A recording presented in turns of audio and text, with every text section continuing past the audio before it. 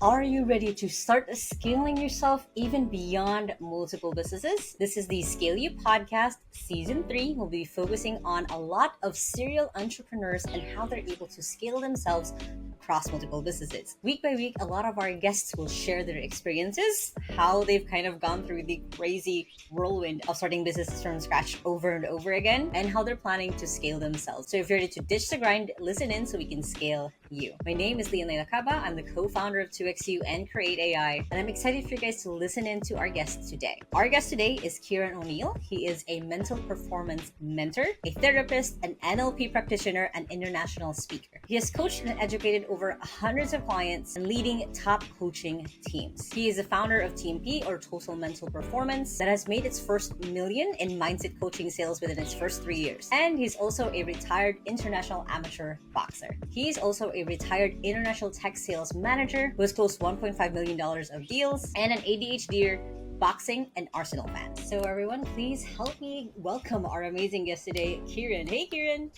Hey, Leanne. How are you today? How are you feeling? Yeah, good. Looking forward to this. The podcast has been it's been a while in the making, this one. So yeah, looking forward to it.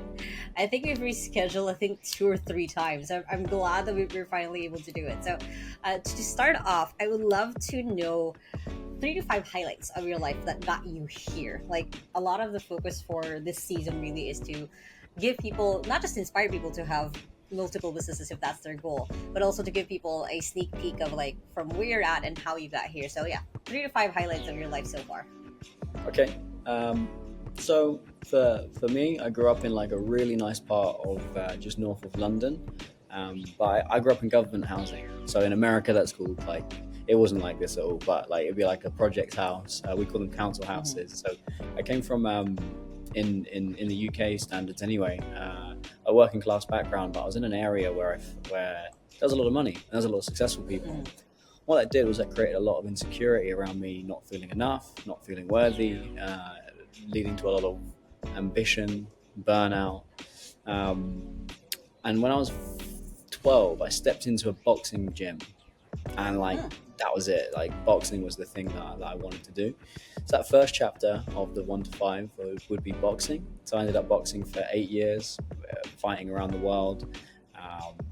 But it led to an eating disorder, anxiety, depression, and a failed suicide attempt. And I had to really rebuild myself back up from that place. Then I took everything I learned in boxing insofar as discipline, hard work, focus, and I took it into software sales. So I did 6 years of software sales in the city in London, and it went really well. And I was, again, flying around the world, closing lots of deals, having lots of fun, working hard and playing hard. But eventually, kind of the same problem with the boxing and everything else was it was all driven by the fear of not being good enough, the fear of not being lovable, the fear of, if I don't achieve my way out of this, I'll never prove my own worth. And then I've always worked with performance coaches, sports psychologists, and one of them said to me, Hazel Gale, former kickboxing world champion, world-class therapist, and now she's a technology entrepreneur. And she said, well, why don't you look at, potentially doing what I do? So I'd had enough money to not have to work. So I restudied as a therapist, cognitive hypnotherapy and NLP. And then I just started coaching people for free. And that period of life was really fun, really simple. I was just coaching for free. I was living in Spain, like just taking things there. And then all of my clients started paying me, and they started referring me clients, and then I was getting speaking invites, and then I had such a huge influx of people, mainly business owners and coaches, that wanted to work on their mental performance. So with all of my experience from high performance sports, high performance business, and therapy, I combined it into what I call mental performance coaching. And I mainly work with business owners and entrepreneurs and investors to achieve 3 things. It's number 1, minimizing overwhelm. Often my clients are very overwhelmed, they've got too much going on, and they're highly stressed. It's getting clear on where they want to go. So often when you're stuck in that overwhelm, you're not really clear on where the end goal is. So I spend a lot of time with my clients helping them get clear. All right, well, where do you want to live? How do you want to live? How would you feel if you achieved all of this? How do you want to feel having achieved all of this? And finally, it's just getting more work done. So achieving more work in less time. So minimizing challenging emotions that are, or getting in control of the challenging emotions that are stopping you from working. maximizing your strengths and performance and productivity. And from that, we had so many inquiries that I started growing a coaching team. So eventually it got to 5 coaches. And outside of that, I'm still a coach. I'm still always been a coach, diehard, just enjoying coaching. So I still work with one-to-one clients, and that really is my focus on what I do. So I don't know if that gives you like the five key bullet points, but that's how I landed here. Got it. And thank you for being so open. Like, I know mental health isn't something that is easy for a lot of people to talk about. Like, I'm very much a big proponent about talking about it, because then for a lot of people, it gives them the validation and also helps them be seen, basically, of like, oh, I'm struggling through this. It doesn't mean that I'm the only one who's felt this way, because a lot of the time it always feels like that we're the only one feeling that way. So thank you for sharing that. And I love that's curveball of a journey as well, and especially starting out with doing free coaching, and then like, oh, I can get paid for this. Like, oh, now I'm having a team for this. And I remember when I first got introduced to you, and we were like, hey, what can an executive assistant do for you? I think I've shared this. Like, 𝐞𝐡𝐢𝐬's own values is we want to multiply the value of someone who's creating value in the world. And when I heard about what it is that you do, I'm like, oh, this guy. Like, I remember a little bit, because when we do our Friday stand-up meetings, I brag about like, oh, this is the client that we got this week. And I remember when I talked about you, like, this guy sounds amazing. I'm looking forward to finding an EA for him, just because it is something that a lot of people think about or talk about when you're a business owner, is your mental health and the toll that gets to that. So now that you've kind of given us a little bit of overview, you've right before the call we were talking about like having multiple businesses, or you've worked with people with multiple businesses. What would that look like, or what does that look like for you, like being essentially kind of a serial entrepreneur? Yeah, so there was one period of time where I was trying to do 3 things all at once. I didn't do them very well. So I had a technology business called Make Weight, which was a nutrition app for boxers and for fighters. And then I was trying to fight for England, and I was also working in recruitment off the back of my sales success at Samsung part-time, and it was really like messy. So I think, and even now I've got Total Mental Performance. I've got my private brand Kyran, and I'm launching. I haven't named it yet, but the concept is I call it the Nomad's Cave. So it's essentially Airbnb apartments in Dubai, and Marbella will be the next location. So whenever you're staying in one of these cities, there's a place that's got a full-blown office. Like, we're talking lighting, podcast mics, whatever. So I guess technically right now I've got 3 projects on the go, and I think everything that you guys talk about, which is the second brain, that's what Kirsten has become and is always becoming. Like, and all of my clients, they're juggling multiple businesses, but they don't always have a general manager to take over each individual one if they're starting a little bit earlier in their journey. So I think on the emotion management side, you've got to learn to be really good at your personal management. So how you eat, sleep, train, think, feel, perform, manage fear, doubt, uncertainty, and risk. That's really important. And then the next part is then the team that you have around you. So where my brain is quite chaotic and I've had to learn to master the emotions, I'm also an ADHDer, and ADHD means you're quite scattered. I'm very creative. I can spot opportunities. I can be impulsive. I can have great ideas, and my best genius zone is with people. It's not with SOPs, it's not with systems, it's not with organization, it's not with operations. So that's the part of my brain that's missing. So that's where we have Kirsten from you guys in my corner, who basically just organizes the chaos, and she's super patient, but then she's also super proactive. And we have a really good working relationship where every day, some days run for an hour, some days run for 10 minutes, and it's like, right, what's going on right now? What's on your brain? What can I take off your plate? And then she's presented back to me all the things that she's working on. A lot of the time she's working on stuff I had no idea that needed working on, but I didn't have the time or resource to do it. So I think there's 2 halves. The first half is getting your own personal management under control and being more calm, more clear, more confident.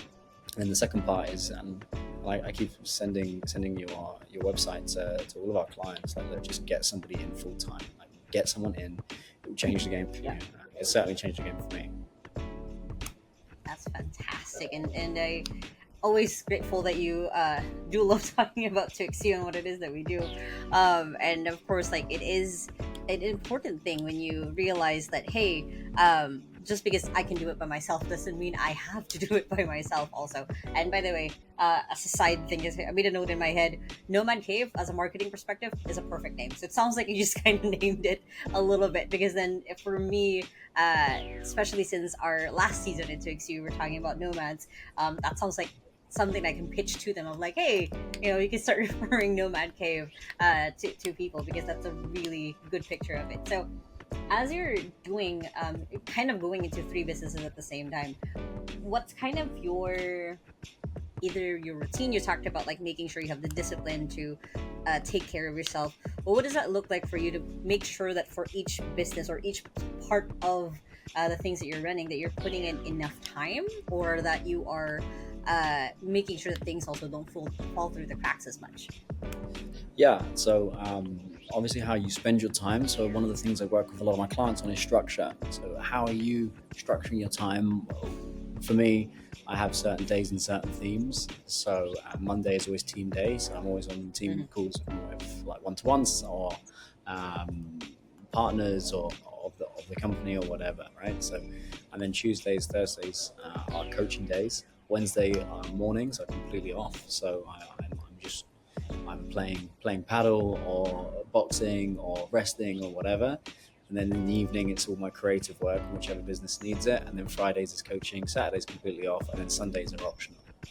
So with that, structure is key. If you don't have structure, people think, oh, I don't want to be trapped by structure, but actually structure equals freedom, because you know what you're doing when you're doing it. You can get in and get out much more clearly. So structure, 100%. And then having Kirsten. So Kirsten, I can throw tasks at her from any of those businesses, and she's able to mentally go, right, get this done now. And one thing I worked with on Kirsten was her own structure. So she was getting overwhelmed at times with all the random stuff from the three businesses that I was throwing at her. So we set up a rule where her first hour of the day is what we call ad hoc tasks. Can you send this follow-up email? Can you book me this meeting room? Can you do whatever? And then the last hour of the day is also that.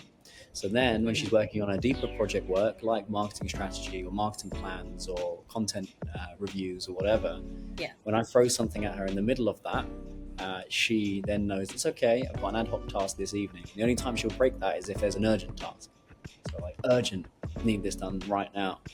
And I think that structure, you can't beat it. And the amount of times I work with entrepreneurs that are like really successful, and they don't have a structure yet, and they're wondering why they're overwhelmed and stretched thin. So that's that. And then communication and having the right team members to help navigate that chaos. Got it. And I love the point that you made there with structure, like especially with like I'm speaking for most entrepreneurs, like we have most of the time we have ADHD, and like managing a little bit of that chaos of like wanting to do every shiny object that we see, having the structure, I can see that perfectly of like, no, I know how to work, I know what I'm doing from like right now in the Philippines it's 7 p.m. I know what I'm doing from 7 to 8. I know what I'm doing from 8 or 9. I don't have to fill it with all the fluff, because even though it might take me 20 minutes to record a YouTube video, I've slotted out that time, so I make sure that I do it. So I definitely understand with where you're coming from with that. For then with the different businesses that you have, how do you align it to where you want to be in life? Like for me, with 𝐞𝐲, now we're creating also the AI consulting agency. So of course it'll align with like, hey, we're going towards where AI is. For you, with the different businesses, how do you align it to kind of, one, motivate you to like keep doing it, especially with the distractions of life, and also keeping in mind that, especially when you're starting something new, that you still want to keep doing it, even though the one with the current structure can pull you away from it? Yeah, so I think something that's really overlooked from entrepreneurs is they don't actually think about how do they want to live, right? So they don't think about the end goal. So with some entrepreneurs, it's scaling something till they can sell it to be acquired. So they're willing to sacrifice 5 to 10 years to sell it and be acquired. And then actually I get a lot of clients reach out to me when they're in that space, because they're like, what do I do? I've got all this time. I didn't think about what I wanted. So I think getting clear on what is starting with the end in mind. So for me, I want to have a family of children in the next 3 years. I want to love the work that I do. I really like that's really important. I would rather make less money and enjoy what I do than making more money. So that's really important. And where I'm so clear, like where do I want to live? I'm in Dubai right now. I want to live in Spain, and I want to bring my family nearby, so my parents can see their grandchildren grow up and be there. I wanna be working around 4 days a week. I want to have financial freedom. Financial freedom for me is a certain amount per month in passive income. So I'm working towards that in these businesses to build the investment structure and the product structures in order to provide for that. And because I'm so clear on how I want to live and how I want to think and feel and perform, I then build my businesses around that. So for example, I don't want to be working 90 hours a week anymore. So then I need to build my company around that.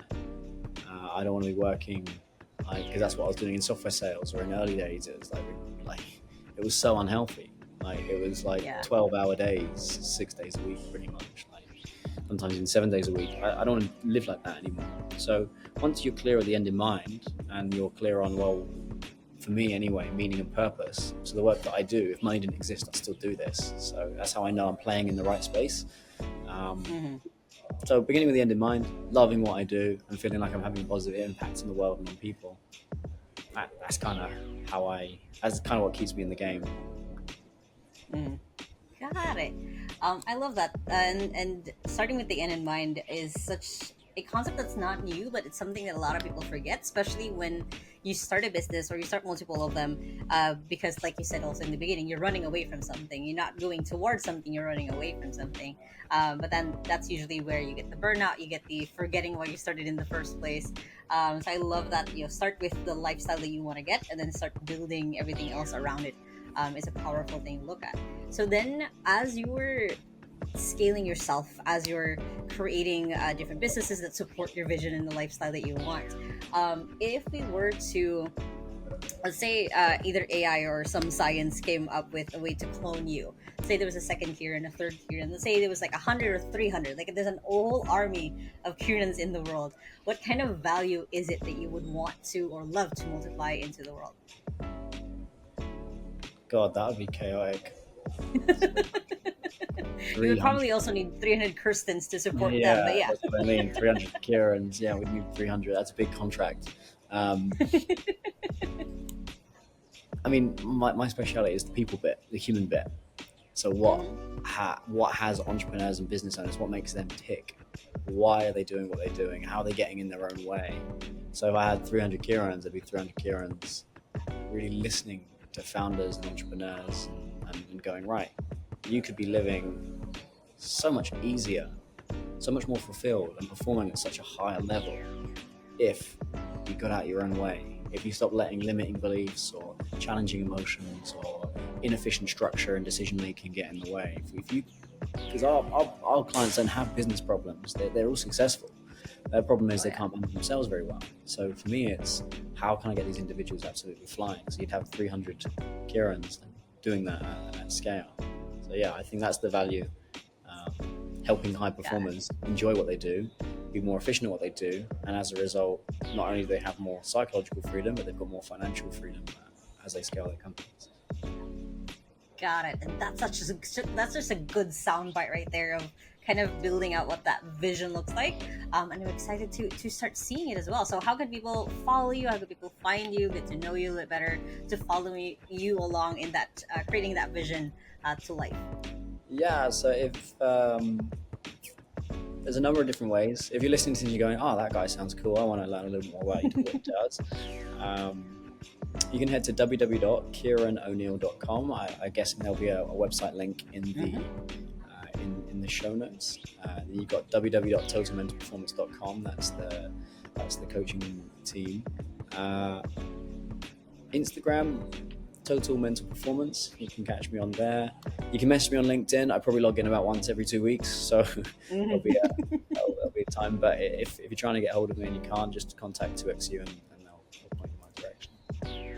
we'll connect with that with your EA for sure. Thank you so much for your time today, Kyran. I'm happy that we're finally able to do this. I believe you've given a lot of value and things to think about for a lot of people as well, as they're thinking of growing their own businesses. So thank you so much for being here. A pleasure. Now, again, all of Kyran's links will be found in the description below, so make sure to follow him and check him out, especially my interview as well on his podcast. Go ahead and listen in on that. Now, hope you guys enjoyed this episode. If you're watching this on YouTube or anywhere else, make sure to hit that like button so we know. Comment if you have any questions that you'd like Kyran or myself to answer. And I hope you guys have already hit subscribe and listening into the next Scale You podcast. I hope you guys have a wonderful day. And remember that small steps matters. And I'll see you in the next episode. Bye.